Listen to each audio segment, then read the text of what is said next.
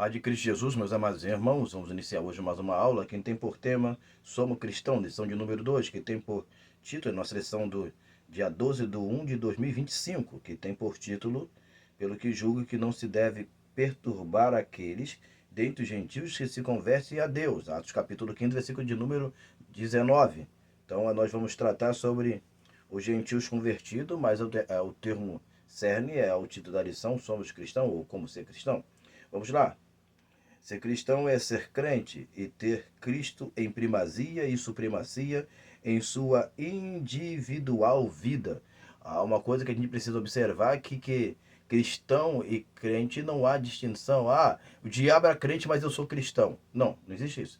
O cristão em observação, ele extrinsecamente é a manifestação daquilo que é intrinsecamente. Ou seja, eu creio em Cristo interiormente no meu coração e exponho isso com o meu comportamento, com a minha individualidade e sem aquela forma formal, fora do formalismo. Então, é algo diferente. Então, eu tenho que. Cristo tem a primazia, supremacia na minha vida individual, tá? E quando ele tem isso, ele é estampado dentro da minha vida. Então, ser cristão envolve algo característico fora do nominal. Ele não é só ter um nome de cristão, um nome de crente, ou frequenta uma igreja, uma congregação, uma reunião e etc. Mas ele tem comportamentos que vão expressar aquilo a que ele é, aquilo que ele serve. Então existem perdas e ganhos em ser um verdadeiro cristão. Marcos capítulo 8, 35 e Romanos capítulo 8, 18. Marcos já falar das perdas e Romano já falar dos ganhos. E citando Romano, abre-se aspas, porque para mim tenham por certo que as aflições deste tempo presente não são para comparar com a glória em que em nós há de ser revelada, ou manifestada, ou publicada. Então, entendemos que há perdas e ganhos entre ser cristão, mas os ganhos são muito maiores e melhores do que as perdas em ser um cristão. Vamos falar sobre ser cristão, o que nós vamos abordar hoje, sobre ser cristão e suas características. Então, quais são as características? A primeira característica que nós vamos abordar na nossa aula é ser discípulo. A segunda é ser nascido de Deus. E a terceira, conhecer ou conhece a Deus, ou suas ações. Nosso primeiro ponto é ser discípulo. Um cristão, ele é um discípulo de Cristo, ok?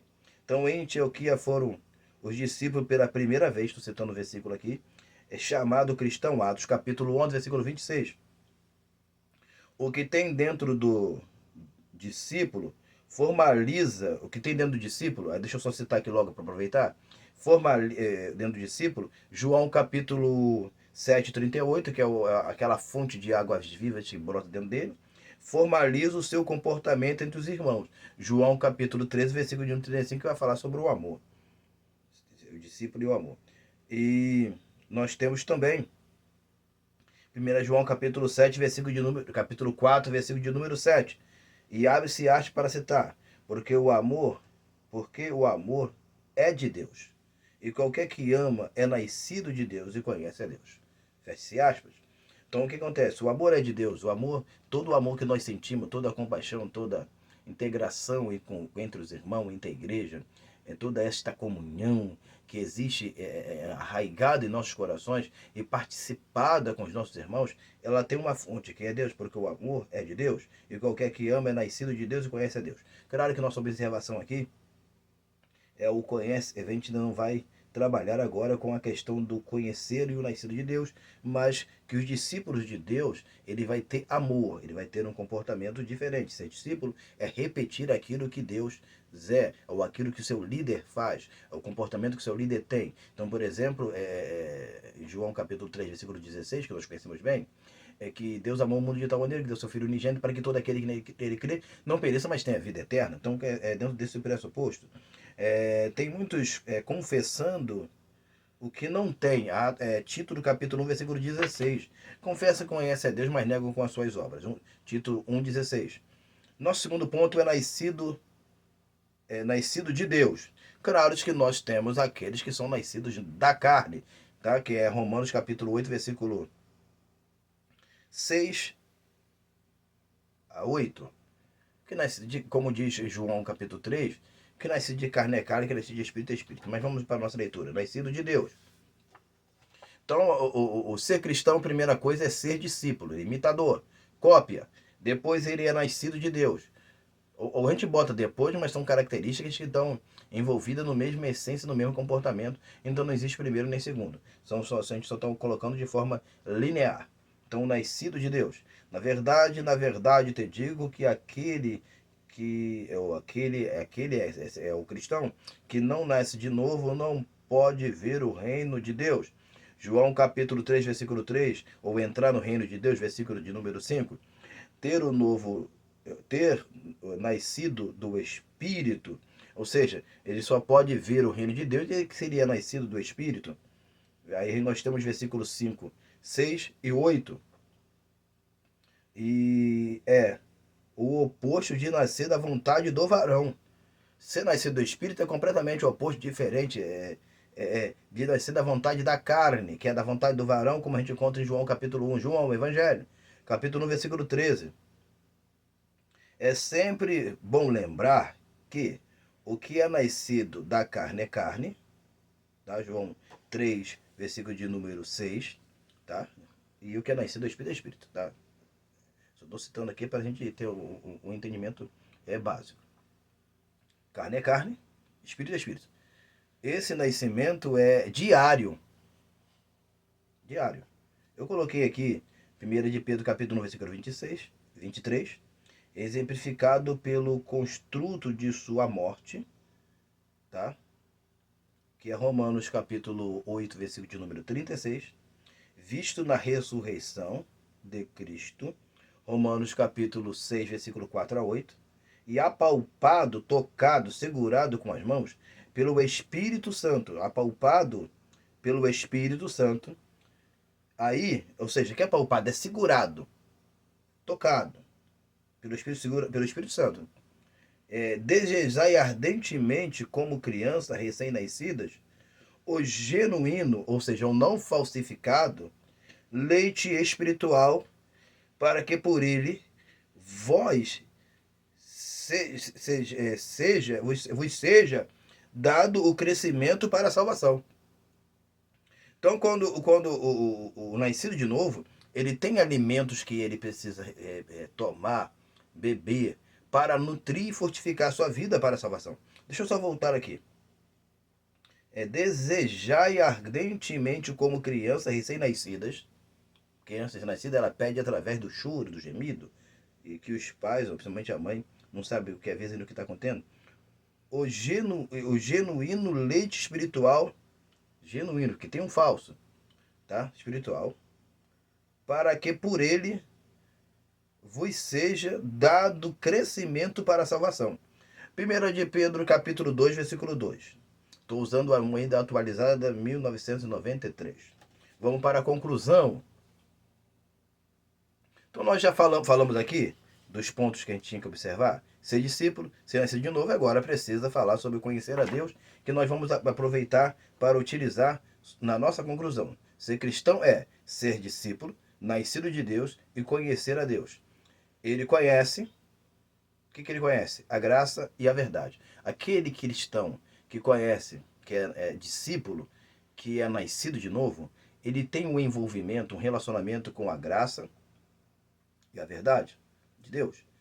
Nós estamos utilizando aqui Colossenses capítulo 1, versículo 6, na King James. Deus se dar a conhecer a ele. Nós temos Colossenses capítulo 1, versículo de número 27. Nós estamos da King James. Ele não segue coisas engenhosamente inventadas por conhecer o poder de Deus. Ele não está aqui para viver uma vida de ilusão, porque conhecer o poder de Deus. Segunda Pedro, capítulo 1, versículo 16, King James. Ele, Deus, permanece em nós pelo Espírito. Deus permanece em nós pela manifestação direta e objetiva do Espírito em nossos corações. Então nós temos 1 João capítulo 3, versículo de número 24, eu estou usando a King James, tá? 1 João 3, 24 é King James. E 1 João capítulo 4, versículo 13, eu estou usando a Almeida corrigida, que pode ser 2009, que é o que eu utilizo bem aqui com mais ênfase. Terminando, tem coisas que só entende quem recebe. Vou repetir. Tem coisas que só entende quem recebe.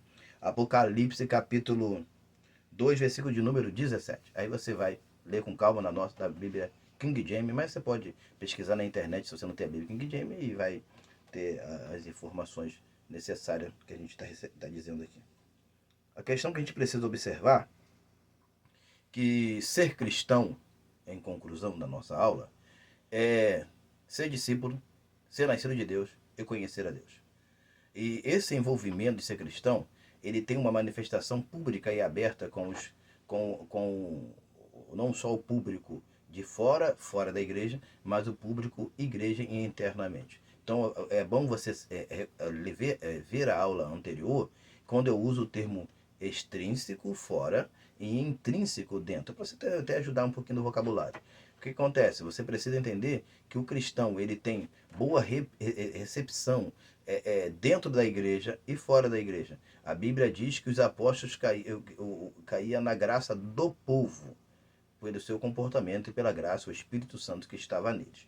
Então, a gente entendendo isso, que ser cristão exige um comportamento diferenciado, isso vai nos dar uma característica muito mais objetiva com o evangelho que vivemos hoje. Então, eu quero só que você acrescente a esse conteúdo aquilo que você entendeu e compreendeu e possa forjar os seus alunos a compreensão, ou você que é aluno que está acompanhando a aula, a pedir ao seu professor, incitar ao seu professor, dentro desses comentários aqui, esse ponto subsídio teológico, é o seu professor trazer explicações mais agressiva, não no sentido de agressividade, mas mais contundente no sentido de significado.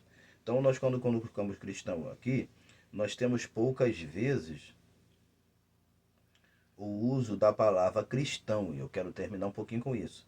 A gente já citou Atos capítulo 6, 26, mas Atos 26, 28 e 1 de Pedro 4, 16.